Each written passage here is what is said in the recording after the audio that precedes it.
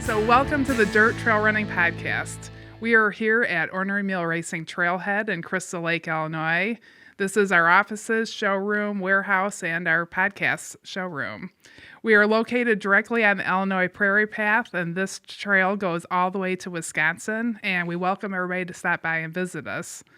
In the studio today, we have our director, Steve Streaker, and we have Luke filming, and Crystal the Pistol is in the house today. And our guest today is Luke Kloberdanz. Nice job. And he is the Director of Outreach and Education on the Ice Age Trail Alliance.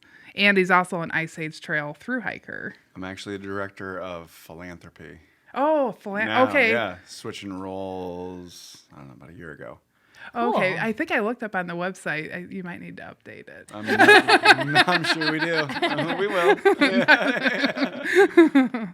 But yeah, thank you for coming. Yeah, sure. Thanks for having me. So, what would you normally be doing today? Where did you come from? Where would you be hiking today? I would be near Lake Wisconsin, probably. Okay. So we have a group of volunteers out restoring a prairie, and I'd be out there like cutting trees down and throwing them in giant fires. That's what I'd probably be doing today. Yeah, it's a lot of restoring. Yeah, most of the time, yeah. Well, so winter's probably actually a good time to do a lot of that kind of work on the trail. Absolutely, yeah. The restoration work is really ramps up in the wintertime when there's a little snow cover and we can have safe fires. Yeah. So, yeah, and people like coming out for that. You know, they're kind of restless. They're ready to get out a little more. Been a long winter. Let's go. Yeah. So our volunteers come out and join us. Yeah, so trying to restore prairies in the south and, clear the pathway in the north. So not everybody that listens to us knows about the Ice Age Trail. Yeah. And all of us here have grown up around it, used it like crazy, but people from around the United States want to know. So you want to tell us a little bit about the Ice Age Trail history? Sure, yeah. Well, the Ice Age Trail itself is about a 1,200-mile footpath when fully complete. So they're about 650 miles on the ground, open for business, as we call it. And it's one of 11 national scenic trails. So, we cram 1,200 miles in one state. And we do that by following the furthest extent of the last glacial advance. So the most recent climate change event, or the most memorable one maybe, is what our route interprets. So every one of the national scenic or historic trails interprets a different part of the world, or the nation. And so ours is the one of geology and climate change. That's cool. Yeah, and it's we operate with about 18 volunteer chapters around the state and other trail-wide members that support our work. And so we have about 2,800 active volunteers. Wow. Yeah, they put out enough hours to equal 42 full-time staff. So our staff, based in Cross Plains, just outside of Madison, helps sort of provide training, resources, and opportunities for them to go out and really do their work and make sure the trail's open. So it is maintained by volunteers, and people are out there doing the best they can, but sometimes you might come across some overgrown or some, a tree down, and it's part of the adventure. And it's just sort of what we work to facilitate and expand on. So does the DNR contribute to keeping it open at all, or you said that it's run by volunteers? It is, yeah. So we have we work within a group called the Triad. So we are not the government; we're the nonprofit partner. Yeah. And then there's the National Park Service as our federal administrator, and then we work with Wisconsin DNR. In terms of keeping the trail open, 99% that's going to be us. Okay. There are certain places where it goes through parks where our park partners are more active. The Kettle Moraine State Forest is a good example of that. But by and large, it's open and maintained by people giving up their weekends to go push a mower or run a chainsaw or build a new trail. Is that pretty much every weekend, all year round? I think you could find a place to volunteer every weekend and sometimes even during the week, with our volunteers. So there are a lot of different places where they are operating, but we also have something we call our Mobile Skills Crew program.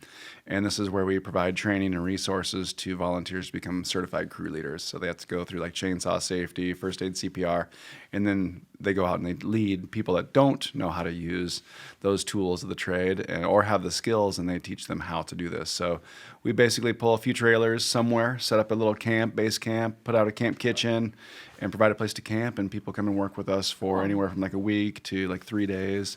We've had a couple longer projects, but that pretty much wears on people. Yeah. So try to keep it a little more, within that 3 to 4, some 5-day range, and then we go out and we build new experiences or refurbish trail or reroute or improve. When the trail was laid out, a long time ago, it was oftentimes the path of least resistance. So it was like logging roads and go put a blaze up and just go where we're really elevating, I think, that aesthetic and what we want. So we want that single track. We want to go to those places that are pristine and interpret them, but still protect them and respect them, and really take people on that more intimate experience on the trail rather than just going through a big logging road.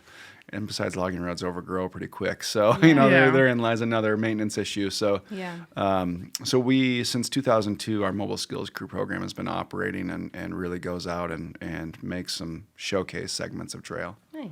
So is there like one mobile skills outfit, or do you have a few of them throughout the state? Yeah, so it comes out of our headquarters in Cross Plains, and we put out a schedule. I think this year we have right around 12 events, and we start doing our marketing and advertising around that and recruiting volunteers, and we can have anywhere from, I think like 40 volunteers to, I think our largest project was just over like 380 people over the course of several days, and we're providing meals, 3 meals a day for them, cranking out thousands of meals in total over the course of a project, and it's a lot of fun, and people come out for the camaraderie.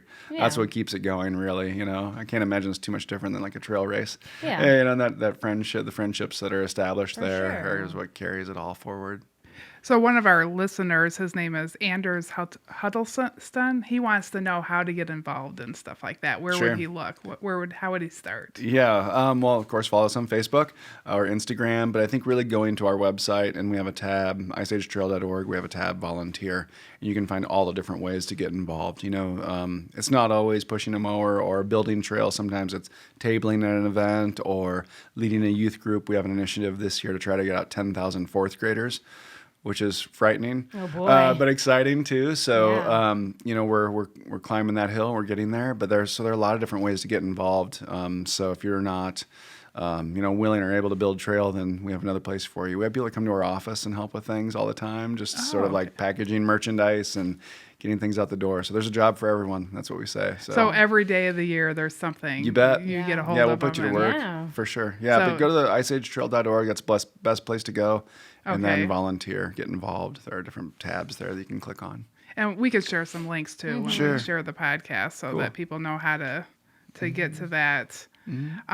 So you said, the trail is very old. When do you know when it all started? Like, what was the original vision of it? Yeah, well, 1958 is when our organization started. Okay. The trail wasn't designated as a national scenic trail until 1980.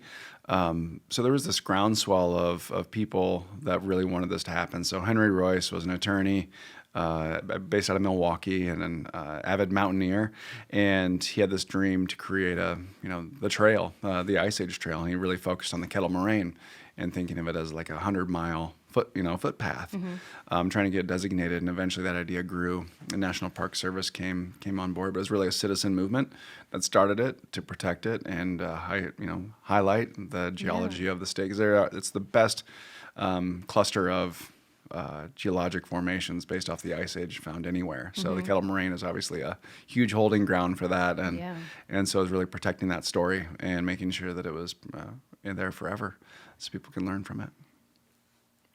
So you said that like 600 miles of it's not finished. So and I know you can do a through hike on it because you did one. Correct. So what happens in the unfinished area? What's there? Yeah, those are typically, we have suggested road walks for people that are looking to do a contiguous hike, a through hike on it, or a section hike. And so to be classified 1,000-miler, you have to, which is our designation for people that complete the whole trail, you have to do the suggested road walks as well. Okay. Our plan for that, though, is we're also an accredited land trust. So we're the only national scenic trail organization that's also an accredited land trust. So we hold properties.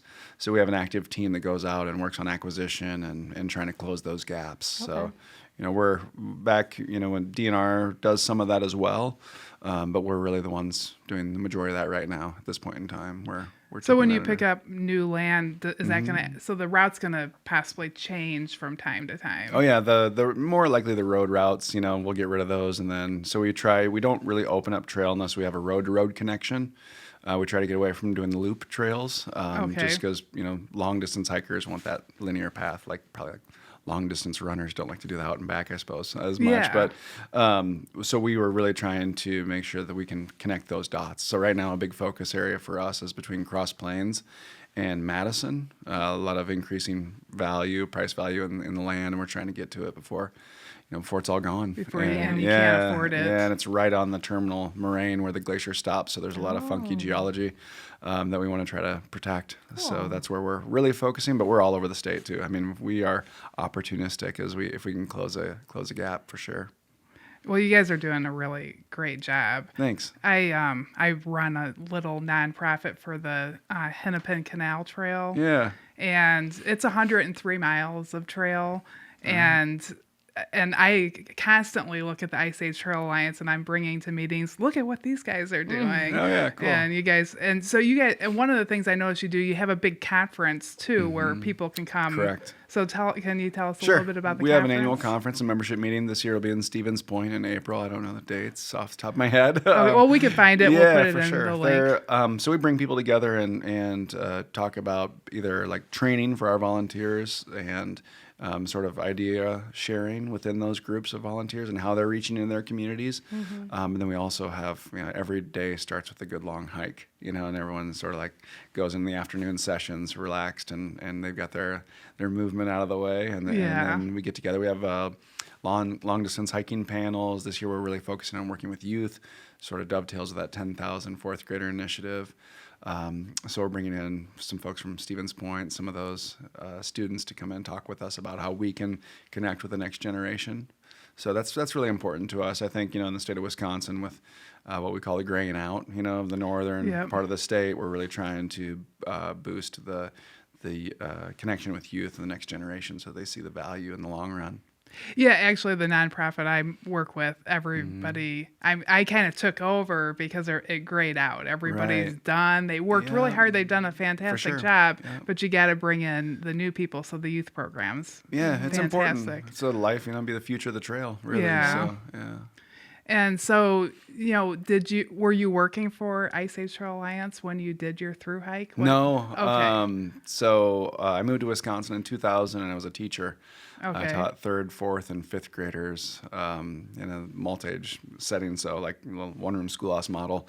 And I had the summer off, and I was kind of like at this point in my life where I was like, I don't know what I want to do. I'm really sick of everything, And were you married yet? I was married, yeah. Okay. Yeah, I am married. And I was like, what am I going to be when I grow up kind of thing? Like an early life crisis, I guess. Everyone gets out of college, like, oh, now what?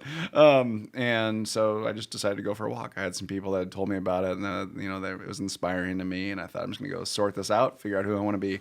And at the time, there were only 9 people that had done the whole trail. Okay. As a through hike, so there was some inspiration there as well. Do you know how many people have done it now? Or do you guys keep track of that? Yeah, we do.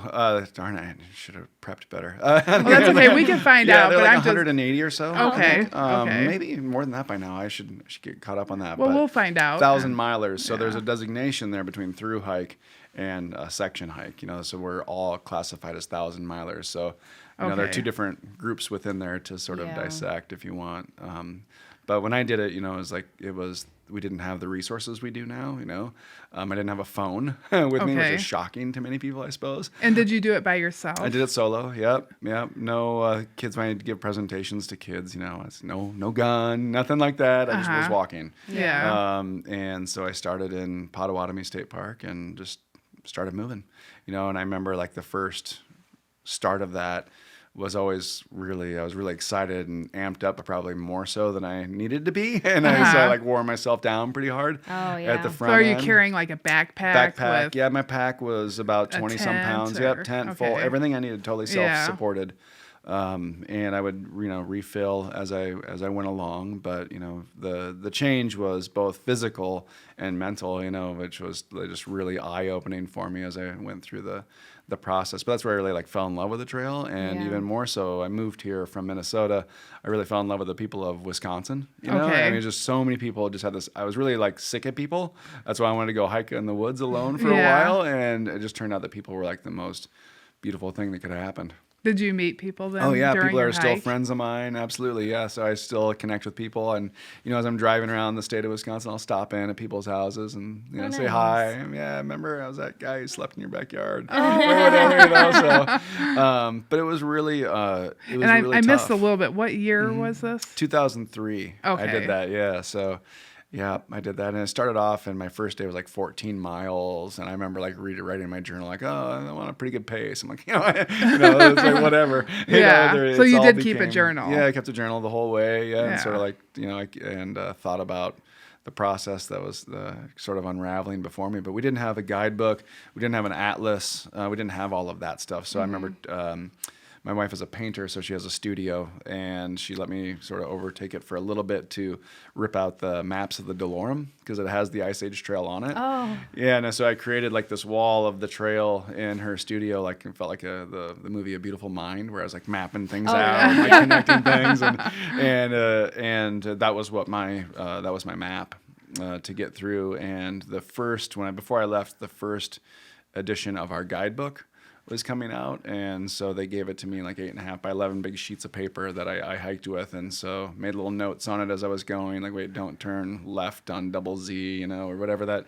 So the first editor in some ways of that, or one of the early editors of that, I should say. So. Did you get lost at all alongside? Yeah. Yeah. Just east. Actually, I was, where was my, oh, yeah. I got lost pretty bad just east of the Chihuahuan.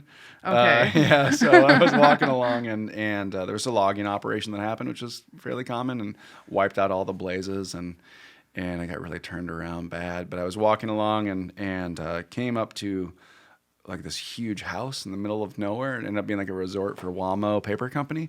Okay. But I sort of figured out, okay, there's a creek. I crossed the creek, and I was walking along south trying to relocate the trail. And I was like, you know what, hell with it. I can't find it. I'm just going to go west. There's got to be a road sometime. And I turned right, and the first tree in front of me had a yellow blaze on it. Wow. Oh, wow. So trail magic has a lot of ways of being there for people when they need it. So Did you have any scary moments out there? I mean, that would have probably felt scary to me. Yeah. But like besides that, I mean, there's bears up north. Yeah. and- No, I mean, I think it was all kind of in perspective after a certain point, and there's that freedom of not having these fears with you. I think we pack, a good friend of mine shared some advice with me once that we pack what we fear, so we're going to have a real heavy pack if we're afraid of things and of mosquitoes or bears or whatever. But I did have a couple encounters with bears. I think my most frightening one, to answer that question though, would be I had 2 Rottweilers like on a road walk come out of this house and like come up to me, and they were not happy. and I remember like glancing at the house, and I saw the owner watching from their picture window, like these 2 big rots were coming at me, and I'm like trying to fend them off with my little hiking stick. Oh and, my God. And And they even finally care? came out, and they were Ouch. like, and I'll never forget it. He's like, "Hey, Ruby, Rambo, get back here."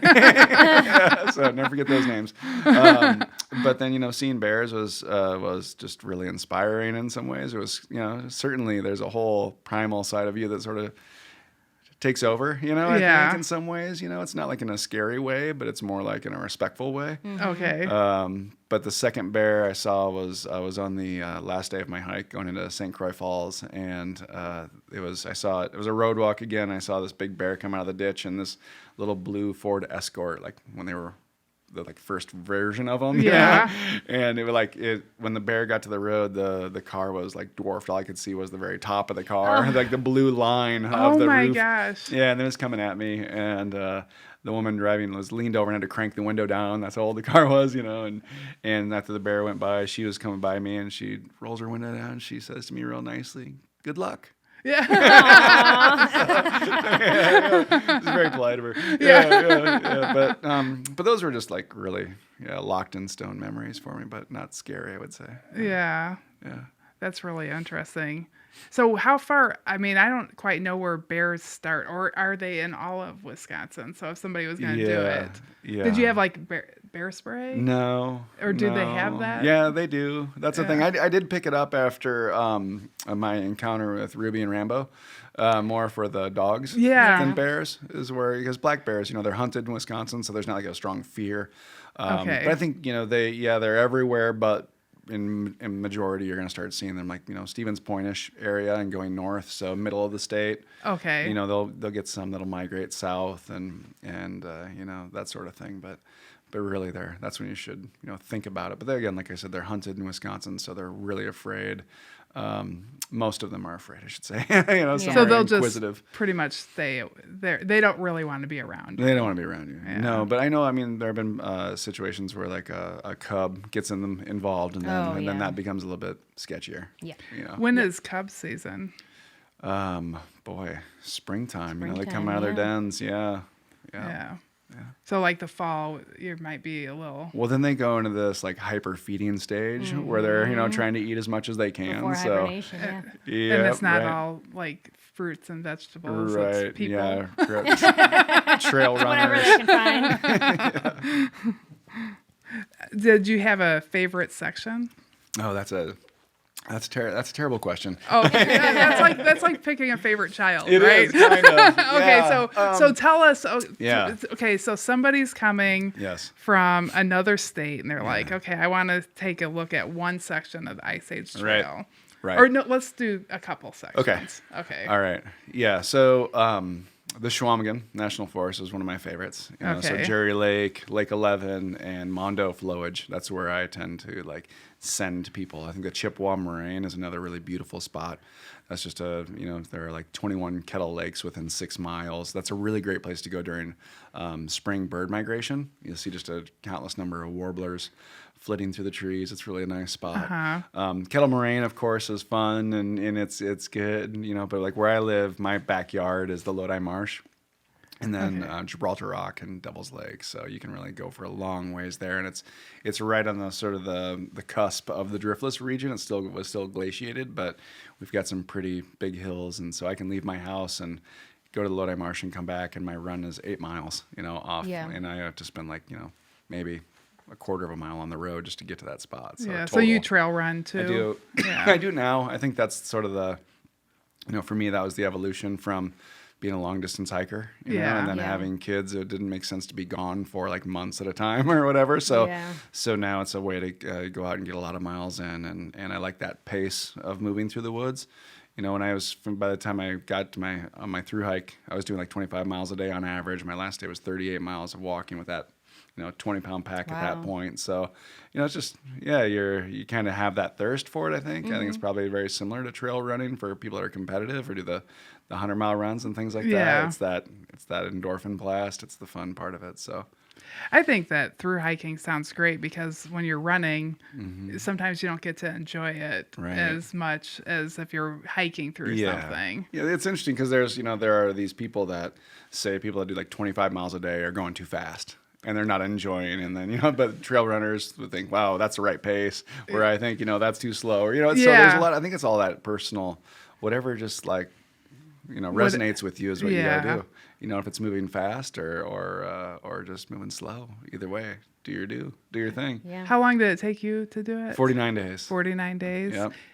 One thing I was thinking about along the way, was there grocery? Like, did you bring all the food? Gas How did stations. you eat? Well, one of the nice things about Wisconsin is there's a bar on every corner. There you go. Okay. But I think actually the what I tell people is if you can eat out of a gas station, you don't need to do the drop boxes. So a lot of long distance hikers will drop boxes at post offices and pick those up on their way. But we don't. I think just going out and so I'd refill at a lot of grocery stores along the way, little towns. So the Ice Age Trail goes through 137 communities. Okay. They're projected to when it's all done. So there are all these little mom and pop shops along the way. So like in Hagen, there's a grocery store that opens up like at 10:30 or something, and so you kind of refill there and then you go into it. But so that was my method. I took probably more water than anything. So at times I'd have a gallon of water with me in my pack, and I also took whole foods as opposed to like processed or dehydrated foods because of the energy ratio I'd get for it. Okay. So I'd have like a whole orange or a whole apple or something, and that's what I ate when I would go, and in the majority of my food. But I ditched. So partway in the Kettle Moraine, I ditched my pack that I had. I really pared it way down and got rid of like my stove and went cold and just really stripped down to the basics. So I realized like, all right, I'm going to lose like 10 pounds out of this pack and tighten it up. Yeah. Well, that's really cool. So for the going back to the Ice Age Trail Alliance, it's a member-based. Correct. So can you tell us about that? Sure. Yeah. So our members help if they volunteer with us. That's one thing. But people also just become members to support the trail. You know, Yeah. so these are I think a lot of these folks are average everyday user. The people that I see when I'm on the trail, that's their getaway after work each day. Those are how we do our membership. Is oftentimes through people that are active volunteers come in to us, but other ways they're just avid trail users. It's their respite, and they like to support that. So, but each of our members, they get their magazine 3 times a year, Yeah, we Mammoth got- Tales. I remembered. There you go. And that has information on how to get involved, if we buy a property, and our plans for it. So really, it's basically the comprehensive sort of what's going on with the Ice Age Trail Alliance document. Yeah. And then you guys, the Ice Age Trail Alliance is going to help Kettle Moraine 100 Right. at the Skepernog aid station this year. Sweet. Correct. Yeah, our Waukesha, Milwaukee County chapter. Nice. Yeah. They said they'd be willing to take that on. Yeah, And I looking believe forward to it. Jason Dorgan, the former RD of Kettle, I think is going to help you guys out. Yeah, nice. Yeah. I know that we've talked about it, but I got to catch him. Yeah, that's going to come up really fast. Yeah, I Are you- know it. I know it. Yeah, but Barb Johnson, she's our coordinator there in Waukesha, Milwaukee County chapter. She'll do a great job. Yeah. Yeah, she's on it. Yeah. Well, Yeah. we're super excited about that. Yeah, we are too. I mean, it's one of those things that we, I don't think our organization was ready to be a part of that, but we're a lot stronger than we used to be. We're a lot bigger than we used to be, so we can start, working with new partners. So we're pretty excited about it as well. Yeah, well, we're excited about trying to help you guys. For sure. I mean, there wouldn't be an Ice Age 50 race, a Kettle Moraine 100 race without the Ice Age Trail Sure. Alliance. Yeah. So, trail runners, I'm excited to try to help teach them because they want to help. Right. Yeah. Help show them how they can get Yeah. out there. And so now we're hearing they can help by, coming to the office or right. going to the trail. Yeah. Really bad. Yeah. Or, I mean, and people are busy, so, if they can't do it, but they want to support it, we always, membership's a great way for them to give back, or if they don't want to do that, donations for the projects, we'll put it to use. It all goes back to feeding our volunteers. So, it's not like someone's getting rich off this thing. It's all the volunteers, and the caring and feeding of that part of our organization is the most critical thing we can do. Yeah, and I enjoy getting this in the mail. A lot of the stuff you told me I've read about in here, Nice. and it's really good. Every single one of them is very, very good. Yeah, our communications coordinator, Lizianne Unruh, does a fantastic job with that document. Yeah, so it's a great magazine. It's a lot of work, but it's worth it. We hear a lot of good things about it. Yeah. Yeah. But I mean, this costs money too to put this out. does. Sometimes I feel guilty about getting it. Yeah. It's like, well, maybe they should just keep my money and just use it. Yeah. Well, it's good to. I think if it makes its way around and inspires someone to get out, then it's worth its pennies. Yeah, Yeah. and helps them feel a connection to the trail if they can't get there. And there's some Right. people that have memories and they can look in here and think of Right. places that they've been to. That's absolutely true. Let's see where I got a little bit out of my. I actually just I found out about the Ice Age Trail just a few years ago because I'm from Pennsylvania, so I know Appalachian Trail. I know the Great Allegheny Passage. Yeah. And then we moved here.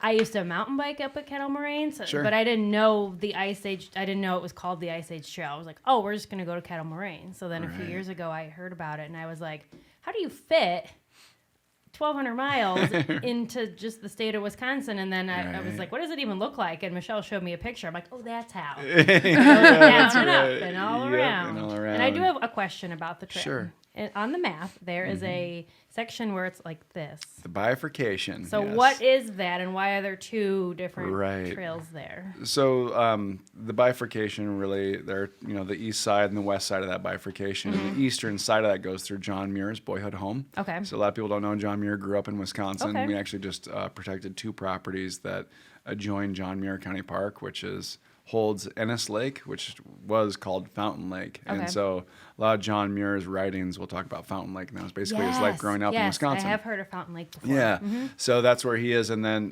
the west side goes into the driftless region, and so sometimes our story about what the glacier did is best illustrated by going where the glacier did not. Okay. And so there's that interpretive side of the western loop Okay. of the bifurcation, which So- also goes through Aldo Leopold's or near Aldo Leopold's shack. Okay. So we have these conservation greats of Wisconsin, along with Gaylord Yeah. Nelson, the founder of Earth Day, that all have these deep ties to the state of Wisconsin, Wow. and so that takes in a couple different features on both sides. Okay. Yeah. So check out both sides then. Is what Yeah, you're saying. one They're day it'll be a both- great loop trail. Yeah, when it's all complete, that'll be a really cool. a really fun hike. Yeah. So when you do a through hike, which direction did you You pick go? a side. You pick a And, side, Yeah. okay. Otherwise, you're there forever. Endless circling. I took the eastern route because at the time when I went, there was 1 mile of trail on the ground on the eastern side, and there was 0 miles of trail on the western side. So, Oh, okay. I said, well, I got to go hike the 1 mile, Yeah. and that was around John Muir's boyhood home. So, Okay. so I was like, I got to Fountain go see Lake. what happened there. Yeah. So it's really good. It'll be a really spectacular loop hike though when it's all done. Yeah. Yeah, that sounds really great.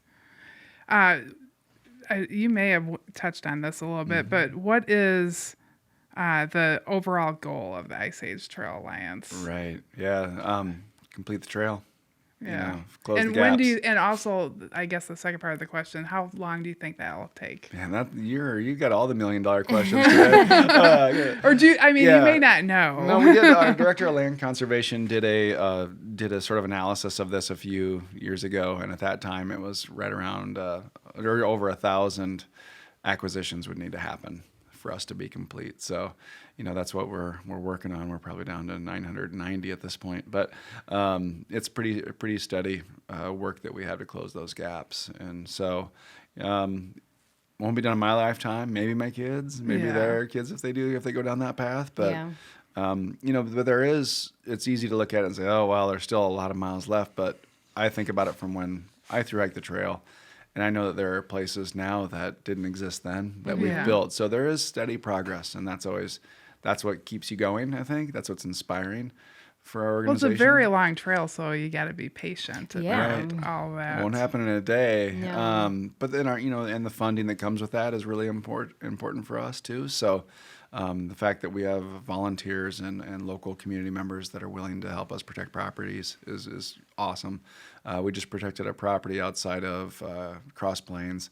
The funds were generated by just local groups. So our local volunteer chapter provided a bunch of money. Our local coffee shop held like this big fundraiser for us, Crossroads Coffee House. And so it's like, again, harkens back to how the trail was built. It's a community project. Yeah, It's by and for absolutely. people, and they see the value in it. And the economic impact on the state is just incredible right now with an estimated 2.4 million visitors each year to the Ice Age Trail. Wow. So I know that we did an analysis in 2012 that there was $113 million of economic impact in the state. And I know we just had a report done by University of Wisconsin Whitewater, and it's more than doubled, I think tripled at this point. We have to get the final numbers next week, but we know that there's huge outpouring of support for the trail and people that are using this as their place for mental and physical renewal. Yeah. We see a lot of that where That's people great. are, it's my space, to Yeah. go out. Yeah.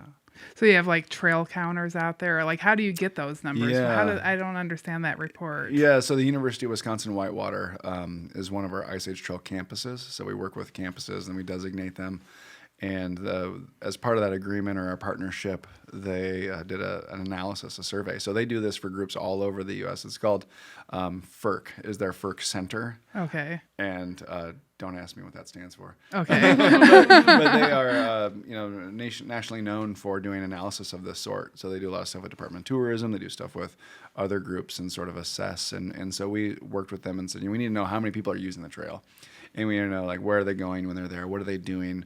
And so they send people out to all of these campgrounds throughout the state, these college students trying to get beer money to go out Yeah. and they do this work and they go out and camp. They'll stand by the bathrooms Yeah. because that's everybody's got to go there eventually is what Yeah. they say, and they'll survey them. DNR, being a partner of ours, allowed us to email people that had reserved a campsite.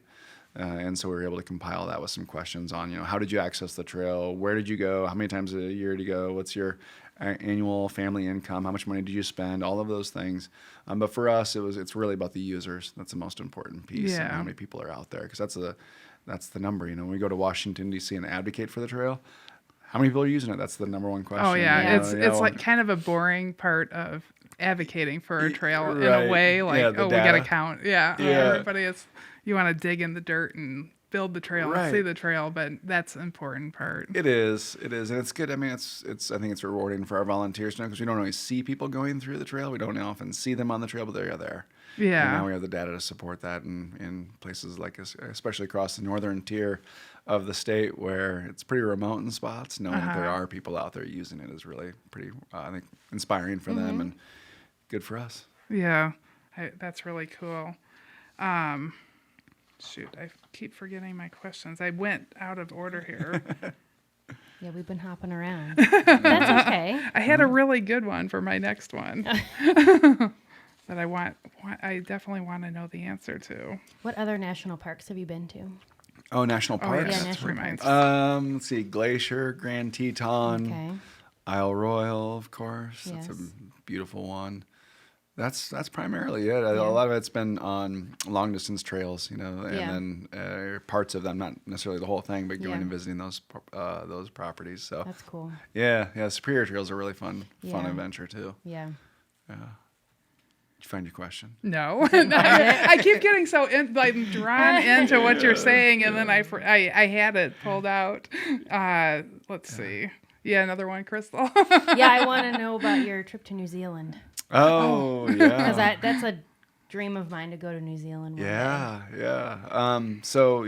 My wife and I just cashed in life insurance and got some plane tickets, and we Sweet. flew to New Zealand. And actually, my recommendation from that is that Qantas Airlines at the time was offering a free layover or stopover in Fiji. So Okay. we thought if we're gonna adjust to the time change, might as well be on a beach somewhere. Right. But we went to New Zealand to do some of their great walks. So they Okay. have all these great walks, and the Abel Tasman was the trail that we went there to hike. But we were Cool. there for 21 days and sort of bummed around New Zealand for a while. Stayed in the hostels. They have a great hostel system. Yeah. Really that top sounds notch. Yeah. amazing. Really cool places to go and these funky little abodes in the middle of nowhere that you can go in. But in New Zealand, there's like a trail that connects every community, so you can walk just about anywhere you want to go. That's awesome. The public transit's wonderful, but we weren't able to get to the southern tip of the southern island because it was all snowed in. Okay. Because of our summer's their winter. Yeah. Yeah. So, but it was really a wonderful place to walk. So I'd check out the cool. Abel Tasman. It goes along the Okay. Tasman Sea, and you get these beautiful looks towards Australia. Oh, Yeah. that sounds so I- awesome. I remembered what I wanted to ask. Oh, okay. Far away. So I wanted to know who uses like what I know that there's like runners, there's hikers. What else is there that uses the Ice Age Trail? Do mountain bikers use it? Nope, it's No? closed to mountain biking. Okay. For National Park Service Okay. designation, it's foot travel only. So if Okay. you can get there on your feet, you can do it. Snowshoeing's really big. Snowshoeing? Yep, cross country skiing. Cross-country So a lot of skiing, people okay. will use, myself included. It's like my winter running shift is using backcountry skis. They have metal edges, a little shorter, a little wider, and they're good for going in places that aren't groomed. And aren't pretty steep hills and things at times. So Yeah. that's growing in popularity for sure. But birders, all kinds of people are using the trail. School groups we see increasingly because of our outreach and education work and pushing kids to get out and think of it as the classroom and schools to think of it as a classroom. So every fourth grader in the state of Wisconsin has to learn about geology and the Ice Age, and Yeah. to do so in a book versus going out and standing on those things is just a world of I difference. would definitely rather be there. Yeah. Learning about it instead of looking at a book. Yeah, I mean, it Yeah. really puts it into perspective, Yeah.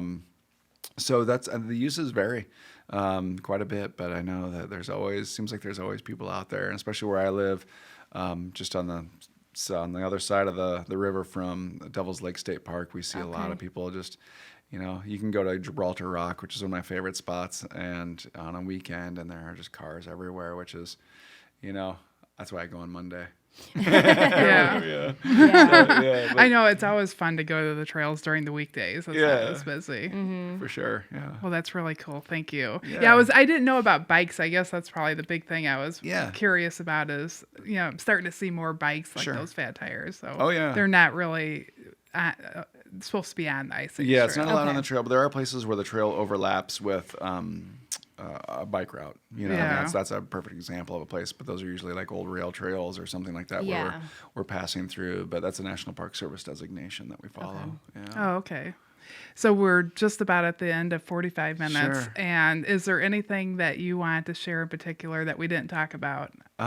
You know, I think I just appreciate you inviting me to come here and talk about this. I think the partnerships that we build as an organization are really the critical thing of as part of our long distance work here, is making sure that we have a lot of supporters in a lot of different places, and that's really important to us. So just thank you for letting me have a chance to come down here and talk about the Ice Age Trail and Ice Age Trail Alliance. You know, we're obviously very proud of it and encourage people to come out. And if anybody has any questions, call our office, stop by. We're always happy to help people sort of chart out their work or their adventures. We also have a set of itineraries that people can download on our website, sort of like canned hikes. Here's where we suggest. We always got these questions, and we're feeling like we just got to like write this down, you know, so people can say, hey, go check out this itinerary. That's everything you need to know. So. Do you have a place on the website to tell people how to pronounce the names of different parts? No, good luck. Yeah, good luck. You know, when I moved to Wisconsin, that's a big learning curve. Well, thank you so much for coming, Yeah, and you we hope to have a really good partnership with you and help as much as we can. So we're a friend. Whatever you need from us, we like to help. I'll volunteer, Steve. All right, good. You can start with pushing a mower. Right. It's a good workout. Yeah. So Thank you. Yeah, Thank thank you you so much, and thank you to the listeners for listening. And we will put links to all the stuff we talked about on our page. And make sure you follow us on social media and YouTube and all of our different podcast locations. So thank you, and see you on the trails. Bye.